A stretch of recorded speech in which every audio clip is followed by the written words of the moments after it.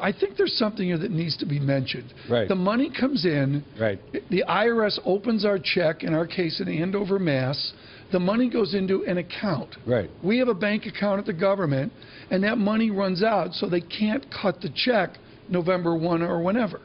Well, how do OMB people actually look at this? Well, there's literally no money in the account? No, that's not true, really. And I think the idea of default, literally, like you don't make the bond payment, is a red herring. It will never happen. And the reason for it is even if we get past October 16, there is $250 billion of revenue coming in every month, yes. The checks.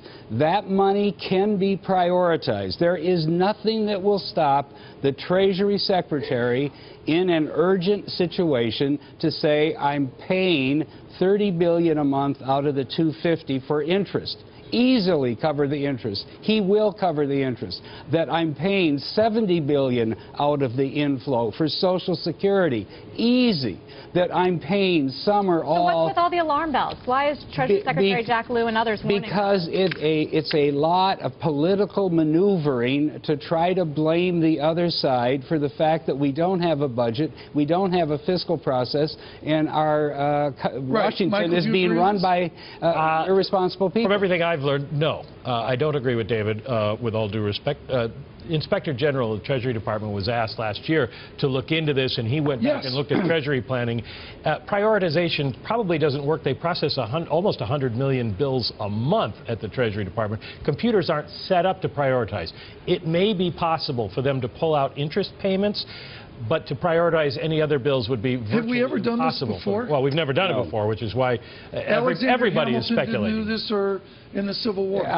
You know, I just don't buy it. You could easily make interest payments. It's a few transactions. You easily could make the Social Security payments. They're already programmed. This is pure propaganda coming from the Treasury, trying to leverage the Congress to do the bidding of the sanctimonious man in the White House. This is just not true, and we will find out when the debt ceiling expires that they do have the authority to allocate and prioritize. All right, much more with you, David Stockman, and some of your ideas, especially about the health care legislation. Thank you, our economics editor, that was Michael great, both of you. That on some of the political dynamics that work You were here. very sanctimonious. We Mike. didn't even get into the Anti-Deficiency Act, Tom. If you want to talk about that, David and I could probably go for hours. Wow.